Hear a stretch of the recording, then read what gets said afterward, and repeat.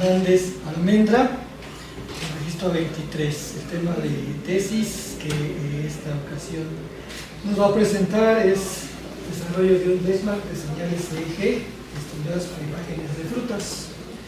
Por favor, tienes alrededor de 30 minutos para tu exposición, después de las preguntas y observaciones, y comenzamos. Muchas gracias. Muchas gracias a todos. Voy a presentar mi tema de tesis. Como bien se dijo, es desarrollo de un benchmark de señales EEG estimuladas por imágenes de frutas. Mis directores de tesis son el doctor Eric Zamora Gómez y el doctor Rodrigo Francisco Román Godínez. Este va a ser el contenido de la presentación. Va a haber una pequeña introducción, los objetivos generales y específicos, un poco del estado del arte, más que nada en los conjuntos de datos parecidos a lo que yo estoy proponiendo, la metodología que se desarrolló, un poco de experimentación y al final conclusiones y trabajo futuro. Para empezar, ¿qué es la electroencefalografía? Es una técnica no invasiva que registra o mide las señales eléctricas del cerebro. Cada una de estas se puede ir poniendo en un tipo de onda cerebral. Como ahí dice, hay diferentes tipos de ondas. Por ejemplo, la onda delta va de 0.5 a 4 Hz y está relacionada al sueño profundo. La onda teta, que va de 4 a 8 Hz, está relacionada a los procesos de memoria. La onda alfa, que va de 8 a 13 Hz, está relacionada con la relajación y atención pasiva. De 13 a 30 Hz es la onda beta, la cual están viéndose la actividad mental y motora, y las ondas gamma son arriba de los 30 Hz, los cuales están relacionadas con el procesamiento cognitivo de alto nivel. Para esta tesis solo nos vamos a enfocar desde los 4 hasta los 30 Hz, entonces vamos a estar quitando las ondas delta y las gamma. ¿Qué es un estímulo? Existen diversas maneras de presentar estímulos, lo cual provocan las señales eléctricas en el cerebro. Hay estímulos visuales, que es por imágenes o videos. Hay estímulos auditivos, puede ser la música, la voz de alguien, ruido, y por tacto. En esta tesis nos vamos a enfocar más que nada en lo visual, ya que estamos relacionándolo con frutas y basándome en el estado del arte, en estos dos artículos más que nada. Las frutas, el mejor estímulo para frutas es de manera visual. Un poquito del planteamiento del problema y la justificación. El planteamiento del problema, en la actualidad el Machine Learning va creciendo, pero no existen benchmarks que vinculen completamente las señales EEG con estímulos visuales. ¿Qué quiero decir con esto? Que todos los artículos que han salido en el estado del arte sí hacen señales EEG, sí las miden, sí las toman, pero no te dicen cómo las hicieron, o cómo se tomaron, con qué se tomaron, cómo se midieron. Entonces lo que se propone aquí es generar un estándar, al menos para que de ahí parta todo hacia adelante. La justificación son, creando benchmarks puede haber un mayor crecimiento o un catalizador de algoritmos que nos ayuden en el Machine Learning. Por ejemplo, el ImageNet en su momento tenía una exactitud del 13-15%, y ahorita ya tiene exactitudes del 99%. Entonces, poco a poco, creando benchmarks o creando datasets que puedan ayudarnos a estos procesos, puede ir generándose mejores algoritmos para la computación y para el aprendizaje máquina. Como objetivos, mi objetivo general, tengo la elaboración, preprocesamiento y realizar pruebas en un conjunto de datos de señales EEG, todas estas estimuladas por imágenes de fruta. Para lograr mi objetivo general, tengo 4 objetivos específicos. El primero, realizar un conjunto de datos aparte de imágenes de frutas, en este caso de 40 frutas, y cada fruta con un mínimo de 50 imágenes cada uno. Imágenes diferentes, no de que es la misma fruta, sino que fueron 50 frutas diferentes fotografiadas. De ahí, capturar las señales EEG usando la Emotive Echo Plus, y esto con las 40 clases de frutas que se realizaron en el primer conjunto de datos. Ya capturadas, crear un conjunto de datos con esas señales EEG y al final probar con un clasificador este conjunto de datos de señales EEG que fue realizado. Vamos un poquito con el estado del arte. En relación, el estado del arte, todos estos son los conjuntos de datos más parecidos que encontré a lo que se está proponiendo. pero si se va notando, el tipo de estímulo es muy diferente en muchas cosas. Por ejemplo, el neuroEEG sí propone imágenes de objetos naturales, dentro de ellos manzana, pero no se enfoca solamente en las frutas, sino que hay diferentes objetos y dentro de ellos está la manzana. En Things EEG lo mismo, son objetos diversos. En Rocha, aquí cambia el estímulo, es ingesta de jugo, pero aquí es para probar los diferentes edulcorantes que ellos estaban proponiendo. En el ImageNet de EEG son objetos del conjunto de datos de ImageNet.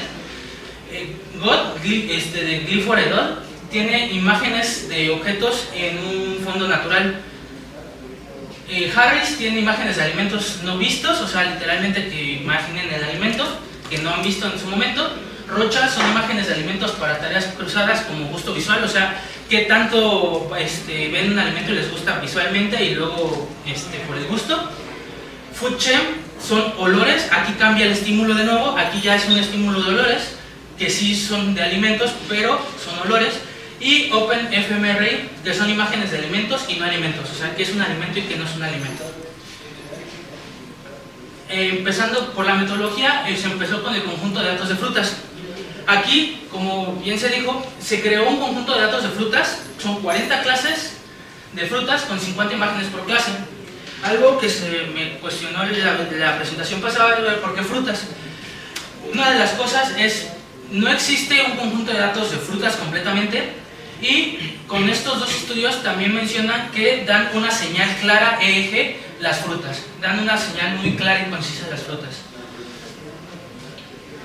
Aquí muestro mi conjunto de datos, cómo está, no está balanceado, todas las frutas que se fueron tomando y cuántas fotos o imágenes sobrevivieron al final, porque de ahí se tomaron muchísimas más, pero algunas no salían borrosas, salía algo, entonces se fueron eliminando y al final estas fueron las que quedaron.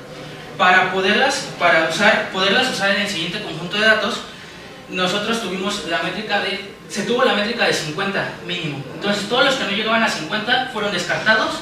Y aquí, por ejemplo, semilla de calabaza y semilla de girasol me dijeron es muy parecido, entonces eligió una de las dos, quedando semilla de calabaza. Como materiales y métodos que se ocuparon, se ocupó la Emotiv Epoch Plus. Esta Emotiv tiene 14 canales con 2 de referencia, tiene un muestreo de 128 a 256 Hz, tiene un ancho de banda de 0.16 a 43 Hz y ya tiene incluido un filtro notch de 50 a 60 Hz.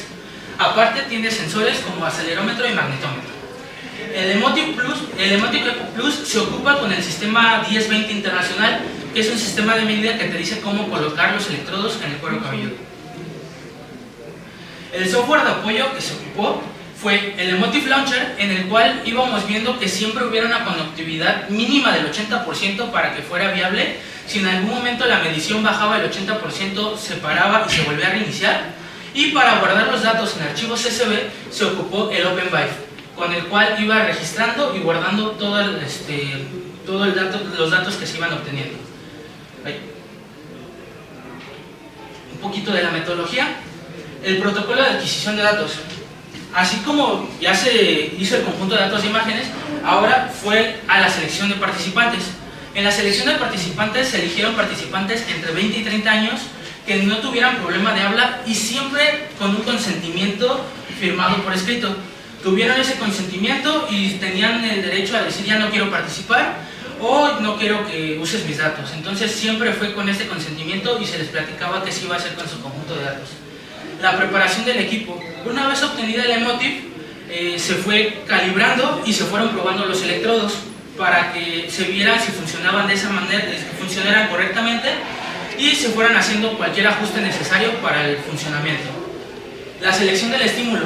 Obtenido el conjunto de datos de frutas, se fueron seleccionando las mejores imágenes de las frutas para que durara 5 segundos y así poder hacer el conjunto de datos de señales EEG. Hubo un procedimiento experimental y el guardado de datos. Se tuvieron unas condiciones lo más controladas posibles para que se pudiera reproducir este experimento.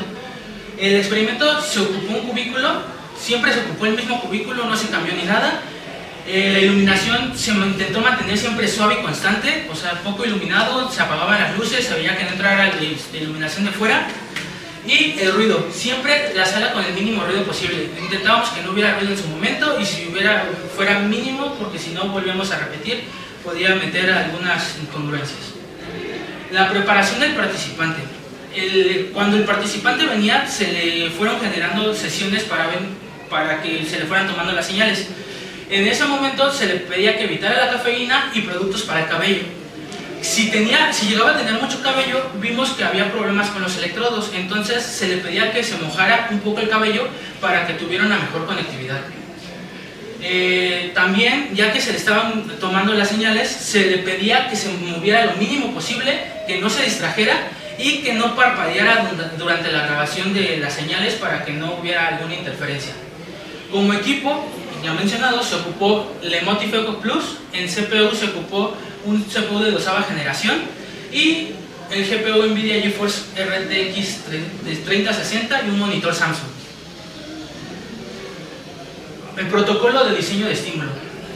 Ya que se hicieron las sesiones y se vio cómo iba reactuando, se fue diseñando el video de estímulo, en el cual se preparó de esta manera. Se pusieron 5 segundos un cartelito de preparación, prepárate y relájate. Luego se le mostraba la imagen, que era el estímulo visual. Luego un fondo negro, en el cual le pedíamos que pensara en justamente la fruta que le habíamos mostrado. Y después de pensarlo, un cartelito de descanso para que dejara de pensar en la fruta. Esto son 20 segundos y se repetía en un video de 1 minuto, entonces esto pasaba 3 veces. Cada sesión se le mostraban 10 videos. Cada video era una fruta y de esa fruta se había seleccionado 3 imágenes. Una muestra de cómo se veían lo que los participantes veían era esto: prepárate y relájate, 5 segundos, la imagen de la fruta. Pasaba la imagen de la fruta y aquí en estos 5 segundos en el fondo negro le pedíamos que empezara a pensar en la fruta. ¿Por qué hubo una selección de fondo negro? Porque en el estudio de Hermann estudió varios fondos, en el cual el que daba mejores resultados era el fondo negro. Y para que descansara y dejara de pensar y se notara un cambio, los 5 segundos de descanso. Ya que estaba todo esto, hay un protocolo de guardado de señal tomada. En este caso se ponía subject, una letra representativa para el sujeto, la fecha en la cual se tomó la señal, la fruta de la cual se tomó la señal y el número de video, ya que, como dije, se realizaron 4 videos por fruta. Un ejemplo de esto es acá, donde fue el sujeto A el 5 de diciembre de 2023 para cacahuate y el primer video. Aquí está mostrándose cómo se veía el video, la señal de todo el minuto. Ve cómo estaban y justamente en estos 5 segundos, y en estos 5 segundos es la señal que nosotros queríamos. Entonces lo recortamos esos 15 segundos y es nosotros lo que estamos guardando en nuestro conjunto de datos. Esos 15 segundos ya unidos se ven de esta manera en la gráfica y se ven de esta manera en el archivo CSV. Una vez tomadas todas las señales, las instancias, se muestra cómo está balanceado. En este caso, el número de instancias de eje tomadas por fruta, si se dan cuenta, no está balanceado completamente, y el número de instancias tomadas por sujeto. Aquí se puede ver que varios sujetos no terminaron todas las sesiones, dejaron de venir o dijeron ya no voy a hacerlo o ya no quiero hacerlo. Entonces, todos estos sujetos sí se tienen, pero no se van a ocupar para la experimentación. Para la experimentación solo se van a ocupar estos 5 sujetos que son los que realizaron todas las sesiones. Pasamos a la parte de experimentación. Una vez teniendo las señales, los 15 segundos, se aplica un preprocesamiento. Lo primero que se aplicó fue un filtro pasabandas, ya que, como mencioné al inicio, solo queremos las frecuencias de 4 a 30 Hz, no queremos ni por debajo ni por arriba. Entonces, con el filtro pasabandas quitamos las frecuencias que no eran relevantes para nosotros. Una vez pasado el filtro pasabandas, pasamos al algoritmo CAR. El algoritmo CAR es Common Average Reference, quita ruidos comunes en todos los canales. Entonces, si había un ruido común en los 14 canales, este algoritmo literalmente lo quitaba para reducir cualquier interferencia o algo. Y si se llegaba a pasar algo, se aplica el algoritmo ICA. El algoritmo ICA separa cada una de las señales y aquí podría quitar el movimiento ocular. Si llegó a ser un movimiento ocular o un movimiento muscular, aquí con este algoritmo se llega a quitar. Después del procesamiento se fue diseñando la arquitectura. En este caso se optó por una CNN LSTM, basándose en el artículo de Roy Edward, en el cual hace un systematic review de todas las arquitecturas que fueron usando para la clasificación de señales EEG. En este caso, de las más usadas o la más usada siempre ha sido la convolucional. Entonces, teniendo esto en cuenta, se fue creando una etapa convolucional. Una vez creada la etapa convolucional, llegaba a un sobreajuste, entonces se le adicionó una etapa recurrente, que es una LSTM, para evitar el sobreajuste, y de ahí una etapa densa y la etapa de salida. Mi etapa convolucional consta de 3 convolucionales, en donde los datos fueron haciéndose, pues, ahora sí que a prueba y error, en el cual íbamos viendo cuál nos daba la mejor respuesta. Ya saliendo de la etapa convolucional, se va a la LSTM, entra la LSTM, que es la entrada recurrente para alguna descripción en el tiempo. Salen, de ahí van las etapas densas, que es una capa densa de 256 neuronas y de 128, y al final la capa de salida, que son las 40 etiquetas que tenemos de las frutas. Al ver esta clasificación se veía que no había una gran exactitud, entonces se optó por ver de manera visual si había una clasificación o alguna agrupación que se tuviera. Por eso se ocupó el TCNE, en el cual, si ven de este lado, es el TCNE utilizando un solo sujeto, pero las 40 etiquetas. Lo que se ve aquí es que todas están encimadas, no hay una agrupación que sea visible a nosotros, en la cual podemos decir, ok, sí hay una agrupación, sí se puede clasificar. Una vez visto esto, también se probó la misma fruta, pero con los 5 sujetos, que es esta de acá, y pasaba más o menos lo mismo, estaban encimadas y no había una agrupación que podría discernir una de la otra. Viendo, ya aplicando la arquitectura, aquí tenemos los resultados de clasificación. De este lado se tienen los resultados de clasificación antes del preprocesamiento, en el cual, si ven, mis exactitudes no son muy altas. Y pasamos a después del preprocesamiento, en el cual sí mejoran las exactitudes, pero no son tan grandes, aunque, por ejemplo, en todos llega a tener una mejora del 300%. Si ahorita en lo que nos vamos a enfocar más va a ser aquí en todos y en el sujeto que tuvo la mejor exactitud, que en este caso fue Z, que tuvo una exactitud de 15.56 con el procesamiento. Viendo esto, se aplicó